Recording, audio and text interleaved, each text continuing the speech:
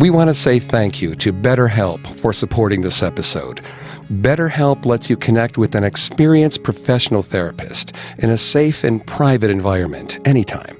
To learn more or sign up, go to betterhelp.com/cults. Enter the invite code CULTS to get your first 7 days free and show your support for the show. There's no shame in getting help because you are worth it. Due to the graphic nature of this cult's crimes, listener discretion is advised. This episode includes discussions of graphic material that some people may find offensive.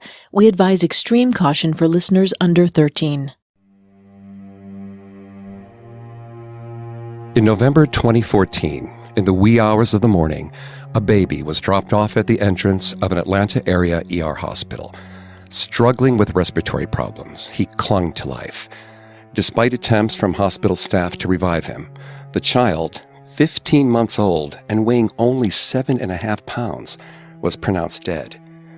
The staff immediately suspected child abuse, and the police investigation into the child's death led them to a man who took guidance from Dwight York, the leader of the United Nuwaubian Nation of Moors. Except York had been in a prison in a federal supermax facility since 2004. So we ask, how could a man locked away still have so much influence?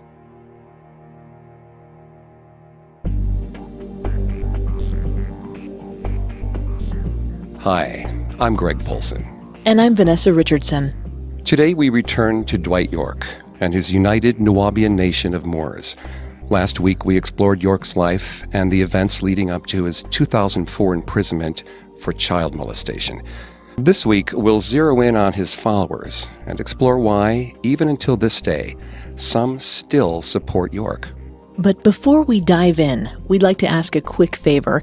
Would you leave a 5-star review of Cults on your favorite podcast directory? It seems so simple, but it really helps us out. And don't forget to subscribe while you're there, because a new episode comes out every Monday. You can also find us on Facebook and Instagram at Parcast, and on Twitter at Parcast Network. In the previous episode, we covered the rise and fall of Dwight York as he grew his following into the present-day Nuwaubian cult. Originally formed in 1968, the cult numbered at least 5,000 at its peak in the United States alone, and had international followings in Canada, the UK, and Jamaica. In the early 2000s, York was arrested and charged with 13 counts of racketeering, improper financial reporting, fraud, rape, and child molestation, including transporting minors across state lines for the purpose of sexual acts. He was later convicted on 11 of the 13 counts. Originally influenced by Islam, the Nuwaubians came to see York as their savior, brought to lead them home to salvation. That home is the faraway planet Rizq. According to the Nuwaubian doctrine, black people are descended from a highly intelligent alien who crash-landed in ancient Egypt. York, they say, will help them return to space and regain their former glory. While their current exact number isn't known, in the years since York's sentencing in 2004, membership has dwindled. The Georgia farm compound that was their promised land, Tamaray, was seized by the government and sold in 2005. Most of the group's businesses have closed, and yet a small force fights on the internet to keep York's story alive and recruit members. And we ask, why? One of the problems with a character like Dwight York is that much of the attention focuses on the sensational elements of his rise to power. The funny Egyptian costumes, the pyramids, and the grandstanding are all certainly entertaining. And the events of the Tamaray raid play out like something from the movies. But they are real, and so are his victims. That's who we want to focus on in this episode, on the United Nuwaubian Nation of Moors. A lot of former cult members don't come forward to tell their stories for fear of being gawked at. They don't want to only be known for the infamy of the group they were a part of or their off-the-wall beliefs. They want to be treated like humans. The Nuwaubians are unique in that they have many former members willing to give us first-hand stories. Today we'll share some of them. Please note that some of their names have been changed to protect their identities. We'll take a laser lens to the daily lives of York's followers, and Vanessa will help us understand some of the psychological trauma they endured. While Vanessa's not a licensed psychologist or psychiatrist, she's done a lot of research for the show. Thanks, Greg. First, let's go back and see what membership was like when the cult was just starting to grow. Back in the days when the Nuwaubians were known as the Ansaru Allah community, back to 1973. That's when York bought the Bushwick Brooklyn Mosque that became the cult's headquarters. He later expanded, purchasing 20 apartment buildings for his growing number of followers to live in. In the previous episode, we discussed how York required his followers to give up their worldly possessions upon joining the cult. Men and women, including married couples, had to live in separate dormitories in these Brooklyn apartments. Of course, York's own wives and esteemed members of the Mujahid, the cult security force, had the privilege to live with their families. They also ate better quality food while the rest of York's followers subsisted on beans and, in a twisted Dickensian way, gruel or oatmeal mush. York often feasted in front of his starving followers. In an interview with one of York's harshest critics, Bilal Phillips, ex-member Abdul Mutual Muhammad, who joined York during the AAC days, recalled, quote, "I remember on one occasion he ordered some eggs and bacon, and he didn't like how they looked, so he shoved the plate to me, and I ate them. They brought him some more eggs, but he did not like the way they looked, so he shoved them over to me too. He was playing games, but the third set of eggs he liked," end quote. It was a joke to York, watching his followers catch his scraps. And as we've noted in previous episodes, starvation is a common way to control people. And when they weren't offered scraps, York's followers had to beg. They wore second-hand clothing and were often forced to use torn stockings in place of menstrual pads. Since they had no money of their own, they were required to submit request forms for simple items like toilet paper. York's followers had to walk through bureaucratic hell in order to get the most basic of items. New members lived in packed rooms. Wafia Abdallah, who joined the AAC in 1979 at age 19, described it as, quote, "When I entered the community, we lived in a building that was called New Sisters' Quarters. There were some beds, but not everyone had a bed. The rest of us slept on mattresses, some on blankets, and some on sleeping bags on the floor. It was very crowded. The only time there was space to walk around was in the daytime when everybody got up. We stayed there for the orientation period, which I believe was about 2 weeks," end quote. Once the orientation period ended, York's followers were split into rooms where they shared a kitchen space and a bathroom with up to 6 adults. Emphasis on adults. Because children also lived in their own separate dorms. Their living conditions weren't any more comfortable than those of their parents. One of York's former followers recalled seeing 18 children in a room and 3 babies sleeping in a cradle meant for one. New AAC members had to fill out a questionnaire before being invited into the cult. Questions ranged from inquiries into their finances to explicitly being asked, quote, "How do you feel about being separated from your children?" end quote. Like clothing and money, new cult members were told to give their children to York. They didn't belong to only their parents anymore. They also belonged to York. He would be like a father to them. Last week, we discussed how York slowly stopped performing and recognizing marriages in his cult by 1980, a time when cult membership was about 3,000. York decentralized the family unit with tactics like controlling spouses and separating children from their parents. According to cult researchers Michael Langone and Gary Eisenberg, quote, "The cult's hierarchical structure and its setting itself up as family turns parents into middle management," end quote. The same way husbands needed permission to see their wives, parents needed permission to see their children. Scheduling visitation was made even more difficult due to the fact that men and women in the cult worked all day. Between the various rental properties and businesses, York couldn't do it alone. His followers provided free labor. Women cleaned, cooked, and helped publish York's writings. Approximately 450 of the booklets he called scrolls. Men had strict quotas for selling these scrolls. Eventually, they were forced to beg for change. And if they didn't meet quotas, they'd be punished, not only with physical abuse by the Mujahid security, but also with further restrictions on seeing their wives and children. Contributing to this separation was the fact that children also had their own chores, and York watched the AAC kids like a hawk. The cult's children had restrictions on their movements and curfews. However, an exception was made for Dwight York's children, who could stay out in the street and play. And by the mid-'80s, Dwight York was doing well enough to take his own biological children on international trips to the Middle East. Such was the discrepancy between the master teacher's children and his followers' sons and daughters. This was a red flag for Raisa Muhammad, who was involved romantically with one of York's AAC followers but never fully joined the cult. She said, quote, "I didn't like being told that I couldn't visit with my children except at certain times of the day," end quote. Abdul Mutual Muhammad, who we quoted earlier about the food cult members were given, finally left the cult in the 80s because of this division. His wife was the first to escape. Her last straw was seeing one of York's wives in the clothing she'd been asked to give up when they first joined. To encourage Abdul Mutual to leave as well, she reminded him of York's trespasses.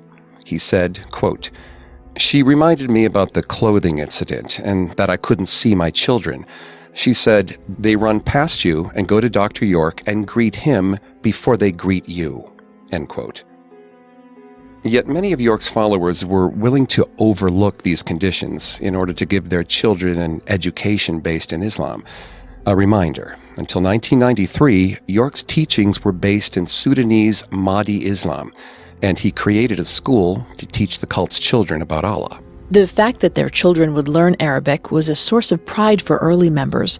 Ex-member Siddiq Muhammad, one of the first members to join, said this is what kept York in power. Quote, "You should hear them, the children, recite Quran. He dangles the children in front of you. Where else in America can you go and the children speak all Arabic?" End quote. York didn't only keep the education to Arabic, he also created his own language, Nubic, which later became known as Nuwaubic. York would eventually claim that Nuwaubic was the language spoken on planet Rizq, but it started out as just a dialect. Like York's other ideas, it evolved over time and contained three parts: the Nubic dialect, the written Nuwaubic form, and the spoken Nuwaubic language. The language also highlighted York's trademark plagiarism. Lacking creativity, York mixed Arabic, ancient cuneiform writing, and Ebonics, or African American Vernacular English, AAVE. English words like television became spelled and pronounced tell-lie-vision. Gospel is a ghost spell, and instead of simply understanding things like the Dunya outsiders, York and his enlightened followers overstand. The Nuwaubic written form also borrowed heavily from ancient Egyptian hieroglyphics, with symbols connected together by a line, as in Sanskrit and the phonetic scripts of India. The spoken language, influenced by Egyptian Coptic, had an alphabet whose pronunciation is very similar to that of the Roman alphabet. For instance, B becomes be, C becomes se, and so on. Yet this new language wasn't just an arbitrary creation of York's. It was another method to control his followers' thoughts, a method that created a psychological line in the sand between the Nuwaubians and those outside the cult for future battles to come.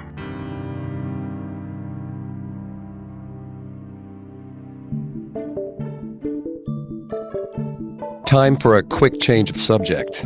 I can't stop thinking about what I'm going to have for dinner. My HelloFresh delivery will be waiting on me when I get home. HelloFresh makes it so easy to cook delicious, balanced meals for less than $10 each. No more grocery shopping or meal planning. I just choose a delivery day and everything gets sent right to my door in recyclable, insulated packaging. With 3 plans to choose from, including classic, veggie, and family, there's something for everyone. Plus, there are lots of one-pot recipes for quick cooking and minimal cleanup, which makes my HelloFresh delivery the highlight of my week. What's on the menu tonight? Garden quesadillas, complete with pico de gallo and chipotle mayo. That sounds delicious. For $30 off your first week of HelloFresh, visit HelloFresh.com and enter the code CULTS30. That's HelloFresh.com. Offer code CULTS30 for $30 off your first week of HelloFresh. And here's something else we want to share with you. I know you can't see this right now, but Vanessa and I are wearing matching socks. And not just any socks, Bombas are the most comfortable socks in the history of feet. It's true. Bombas are made with premium cotton to help control temperature.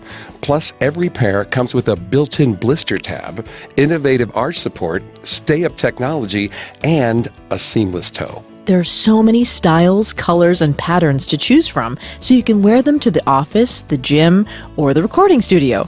If you want to match Greg and I, we're wearing some really fun orange ankle socks. I also love the lightweight crew socks for dressing up. And best of all, for every Bombas purchase you make, they donate a pair of socks to someone in need. Keep cool, keep comfortable, and keep contributing with Bombas. Buy your new socks at bombas.com/cults today and get 20% off your first purchase. That's bombas.com/cults for 20% off. bombas.com/cults. Now, let's get back to the story. Dwight York's control over his followers wasn't just physical, it was also psychological. In his research on the psychological damage done to American soldiers kept in prisoner of war camps during the Korean War, Dr. Robert J. Lifton described 8 tactics of successful ideological control in his book, Thought Reform and the Psychology of Totalism. One of them was the concept of loading the language. According to Lifton, groups alter their followers' way of thinking by creating simple new words and phrases for them to use. They often include thought-terminating cliches, terms that often sound true but aren't, and that discourage independent thought. Lifton said, quote, "Involved is an underlying assumption that language, like all other human products, can be owned and operated by the movement. No compunctions are felt about manipulating or loading it in any fashion. The only consideration is its usefulness to the cause," end quote. So Nuwaubians aren't simply Nuwaubians due to membership. They also think and talk like Nuwaubians, creating in-group solidarity and pride against the outside world. It was us versus them. Yes, it's this pride that's key to the cult's longevity. York gave them a sense of identity, something that many of York's followers never had before joining the group. One former follower, Miriam, spent the first 7 years of her life raised by white guardians. She joined in 1983 at age 22 at one of the cult's Canadian branches in Montreal. Although she left after 1 year, Miriam said York opened her to a new world. She said, quote, "Being raised in a white family and knowing everything about white superiority, it made me feel good to know Jesus is black. The first man, Adam, was black. I intended to go the full length, to get involved strongly," end quote. Another follower, Abdul Halim, didn't speak of York so fondly, but admitted, quote, "Black people in our country don't have an identity, so he comes in with his black Sudanese thing to give you an identity. You feel bad about yourself as a person, and he comes with this philosophy. It kind of bowls you over," end quote. It was the cult versus the non-believers, and the cult versus the government.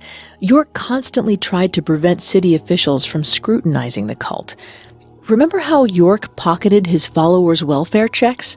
To keep getting funds, cult members on welfare had to pass monthly inspections from the city welfare office. York made them transform the dormitories to look like clean, traditional apartments. Children were reunited with their mothers in order to pretend they were normal families. But York couldn't always fool them. In his interview with alternative and new religions researcher Susan J. Palmer for her book, The Nuwaubian Nation, Black Spirituality and State Control, York's son, Jacob York, recalled how he didn't learn English for the first 10 years of his life due to only speaking Arabic and Nuwaubic. In 1984, an anonymous complaint tipped off the welfare office, and Child Services discovered that English wasn't being taught. Threatened with having all the children taken into foster care, York promised to supplement the children's education with English instruction in the cult's school. But the threat also made York paranoid. This paranoia is probably why York always seemed 2 steps ahead, controlling his followers like chess pieces. Because in the year before the '84 check on the children's education, York had purchased the land his victims say was the setting of their nightmares. Initially billed as a summer getaway camp for AAC's children to escape from the concrete and projects of Bushwick, Camp Jazzer was York's 1983 expansion into upstate Sullivan County, New York. However, his victims said instead of lakefront cabins and bonfires, the children lived in mice-infested trailers with loose flooring. York lived in a mansion. Far away from adults, except camp staff, York's victims said Camp Jazzer was where the molestation began. York used the children's desire to be reunited with their families against them, promising visitation with their parents if they let him touch them. He also promised them better meals, clothing, and living conditions, inviting those who acquiesced to stay with him in his mansion. The abuse didn't stop when the AAC was forced out of New York to avoid an FBI investigation into the Mujahid's intimidation tactics and illegal gun purchases. In fact, the abuse increased when York moved the group to Eatonton, Georgia, in 1993, the year the Ansaru Allah community rebranded as the United Nuwaubian Nation of Moors. The cult's compound, Tamaray, became their new prison. One victim spoke of a Building 101 at Tamaray near York's mansion on the Georgia compound. It was the space all the children knew York only let his favorites live in. These favorites were the children York sexually abused. A Nuwaubian woman, then 28, testified that she helped groom children for sex, including her younger sister. She described a bedroom in the building that included a hot tub sauna in which York would perform the sex acts. The woman said grooming began with York inviting victims to watch one of the videos in his extensive pornographic VHS collection. After viewing the porn, York would ask the children, both male and female, if any of what they saw interested them. Then he'd make them watch him have sex with another adult, including the 28-year-old woman who testified. This forced the children to get used to the idea. Despite her complicity in the abuse, this woman received immunity for her testimony because she, too, had been a victim of York. Joining the cult while they were still based in Brooklyn, this woman said she was 13 when York molested her at Camp Jazzer. She, like other victims, became normalized to the abuse. They didn't have the knowledge to discern the truth because they weren't socialized to do so. Exactly. In their research essay, Children in Cults, Michael Langone and Gary Eisenberg wrote, quote, "Children born into cults or brought into cults at an early age do not have a mature pre-cult personality to awake. They're socialized into an environment that denigrates independent critical thinking and maintains members in a state of dependency," end quote. The Nuwaubian children didn't know any better, so what else could they have believed? Everyone around them said York's word was the word of God, and he used it to his advantage. Another victim, the younger sister to the 28-year-old groomer, said York told her, quote, "Submitting to his sexual desires was her ticket to heaven," end quote. To submit to his abuse was supposed to be an honor. He also allegedly warned them not to tell their parents, threatening violence. One 16-year-old girl who'd been forced to perform oral sex on York as young as age 5 testified that York threatened to kill her and toss her body on the compound if she ever went to the police. Which makes me wonder, maybe Nuwaubians defended York because they didn't even know their children were being abused? What if York's seemingly arbitrary rules for living arrangements were actually his way of covering his footprints? We know parents in the cult rarely saw their biological children, and York's victims said they were either afraid to tell their parents or persuaded not to. He created a double-blind scenario. Both groups were oblivious of York's manipulations. Or maybe not. Maybe that's just one story. Maybe there's another, simpler story, one favored by the FBI and federal prosecutors. That story is that York's followers were afraid to stand up because to do so would mean rejecting their decades of investment into the cult. Remember, the Nuwaubians spent 10 years in Putnam County battling their neighbors, literally, with acts of vandalism and threatening ads in the local newspaper. They protested what they felt were racist zoning laws, restricting development on Tamaray. They struggled to gain political influence in their new Georgia home, campaigning for and eventually losing local elections. They survived an FBI raid on their compound. Many feared would be as deadly as the Waco siege on the Branch Davidian cult. So if the Nuwaubians turned their back on York, then everything they fought for would have been a waste. Not to mention, it would mean rejecting the new, empowered identity York had given to them. Despite York moving away from Islam and changing his origin story in 1993, the alien myth was better than the Nuwaubians' reality. Well, what's more palatable? We were brought over in chains, or we were chosen by aliens from the planet Risk to have superior knowledge to lead. They had to believe in the lie because it was better than the truth. This is what Professor J. Gordon Melton wrote about in his book, The Cult Experience, Responding to the New Religious Pluralism. Melton said one element that affects membership attachment to each other or a charismatic leader is a term he calls remythologizing. Members re-examine their identity and create new ones because it helps them deal with a conflicting worldview and dealing with an uncertain future. In the minds of the Nuwaubians, white people were devils who oppressed black people in order to thwart black genius. Believing in a future paradise in a galaxy far away allowed the Nuwaubians to reinvent themselves. It kept them hopeful while living in an oppressive society on Earth. Right, yet to do so, they had to become the oppressor, and at least through ideology, make white people their inferior. They flipped it, the same way they flipped words and ideas, until they believed whites were evil. He gave them an idea that bonded them together, hope. A hope that their realities would one day match their statements of superiority, that maybe one day they would be beamed back home. It may all be make-believe, but this is the exact emotional bonding Rosabeth Moss Kanter describes in her book, Communes and Utopias in Sociological Perspective. It's a bonding that allows a community to stick together despite being removed from its home, being sued, or even being sent to jail. After York was found guilty of child molestation in 2004, the Nuwaubians had to decide whether it was worth it to leave behind the community they built. Remember, a lot of these Nuwaubians lacked education and skills if they grew up in the cult, or if they joined as adults, they've been out of society for over 2 decades. Many Nuwaubians' familial and job connections had been lost to time. Some of them had been with York since the 70s and had passed down the faith to a second generation. Faced with the daunting tasks of starting their lives over, they would rather stay put. If they left the group, they'd have nothing, be nothing, alone. In the cult, despite the conditions, they were somebody. They were valued. They felt their contributions, cleaning and street peddling, actually made a difference.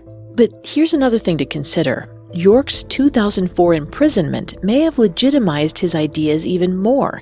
In her writing on commitment mechanisms for these type of communal groups, Rosabeth Moss Kanter listed sacrifice as one of them.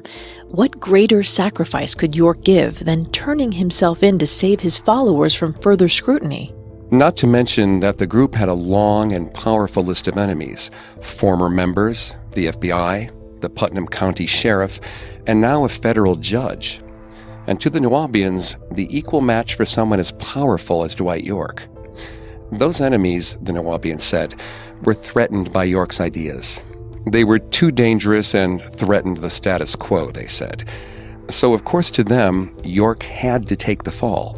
The defense says this is something of a conspiracy by the government to bring down the Nuwaubians because they're different. And they also say that this whole thing is kind of a conspiracy also by the leader, Malachi York's son, who is not on good terms with his father. And so they say that York's son got together with some of these victims to frame his father. When researcher Susan J. Palmer first visited with Brooklyn Nuwaubians in 2003, the year before Dwight York went to prison on a 135-year sentence for child molestation, she asked a member when she first met York. The member replied, quote, "I met him in a dream." She meant this figuratively, that she was asleep before she encountered York, and his teachings made her woke. With his guidance, she came to overstand the world. To Palmer, obscuring themselves after years of FBI and media investigations was a means of survival, because York's followers would soon face their own legal issues.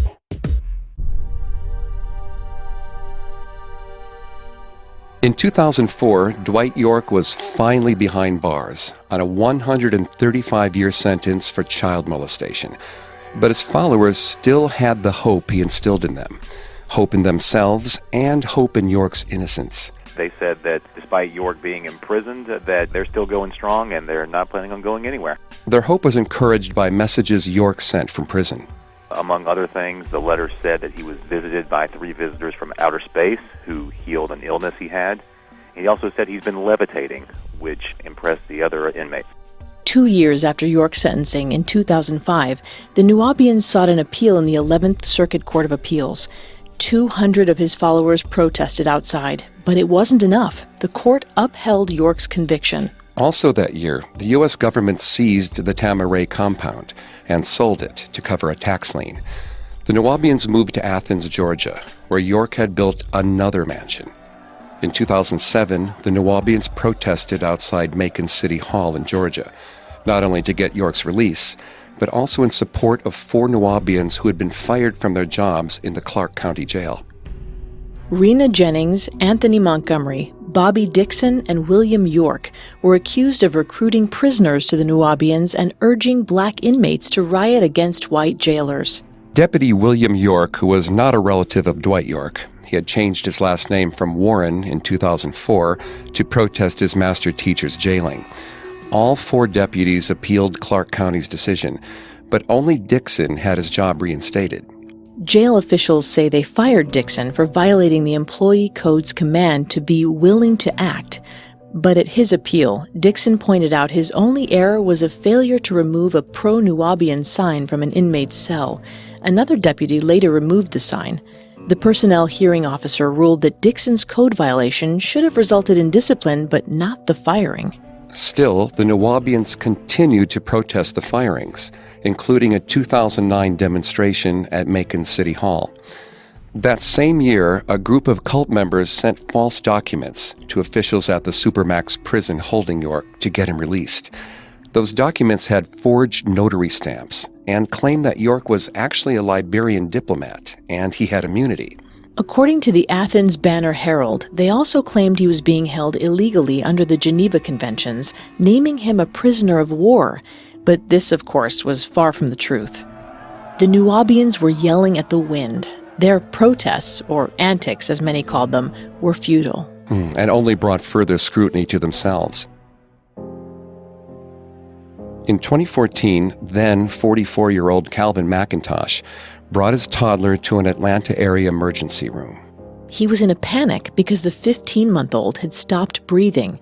Unfortunately, doctors pronounced the child dead on arrival, and that's when police began their investigation. Hospital staff noticed the child was severely underweight for his age and past the age range for SIDS. They reported it to the authorities, who then tracked McIntosh to the motel he was staying in, just northeast of the city. Inside the motel room, they first only saw 4 people, McIntosh's daughter and 3 other emaciated children. Later, investigators learned 2 of them were the products of incest, McIntosh having raped his own daughter.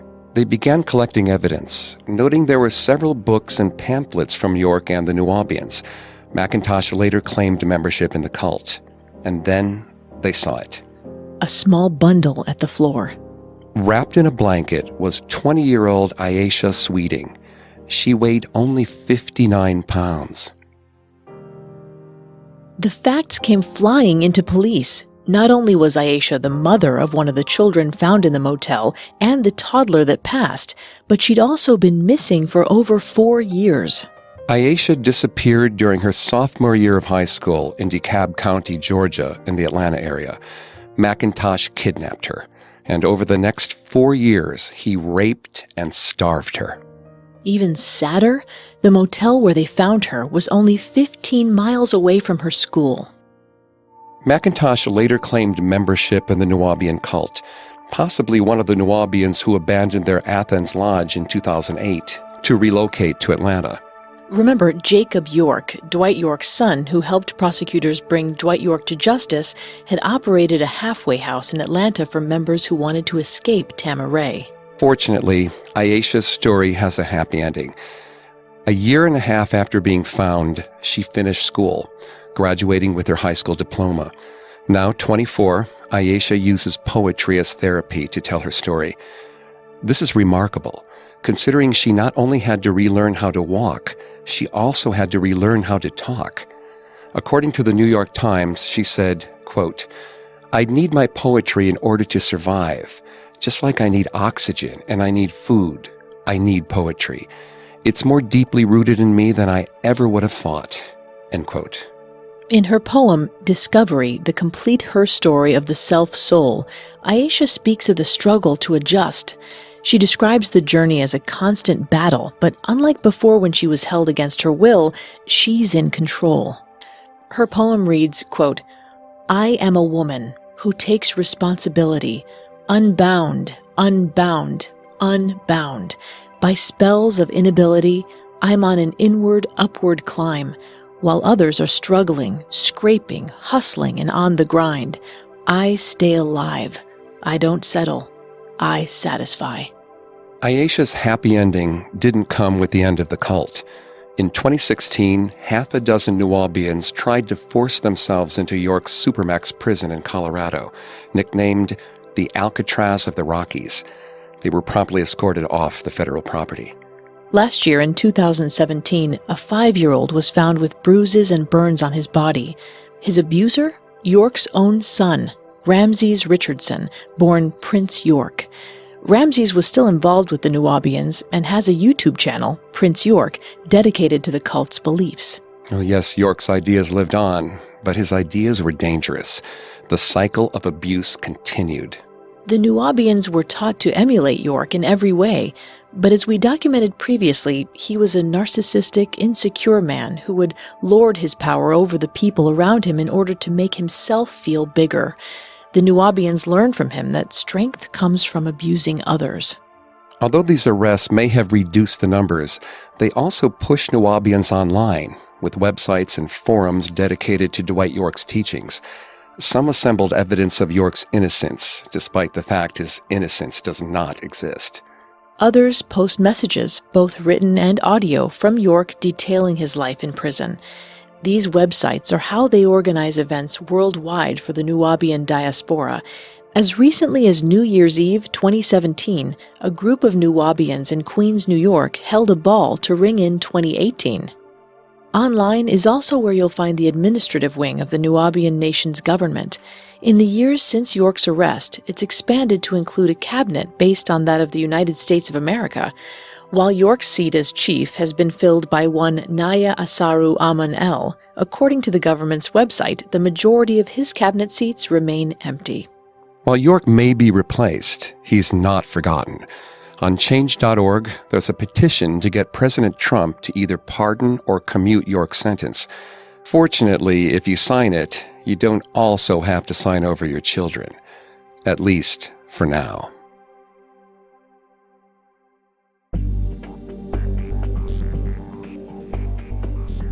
Thanks again for tuning in to Cults. If you want to listen to any previous episodes of Cults, you can find them on Apple Podcasts, TuneIn, Google Play, Stitcher, and Spotify, or on our website, parcast.com, spelled P-A-R-C-A-S-T.com. If you like what you hear, please leave a 5-star review or tell us what you think on social media. We're on Facebook and Instagram as @Parcast and Twitter @Parcast Network. It seems simple, but it really helps our show. And once again, thank you for listening. Cults was created by Max Cutler and is a production of Cutler Media and is part of the Parcast Network. It is produced by Max and Ron Cutler, sound design by Ron Shapiro, with production assistance by Joel Stein and Paul Mahler. Additional production assistance by Maggie Admire, Carly Madden, and Jeanette Manning. Cults is written by Morgan Collins and stars Greg Polson and Vanessa Richardson.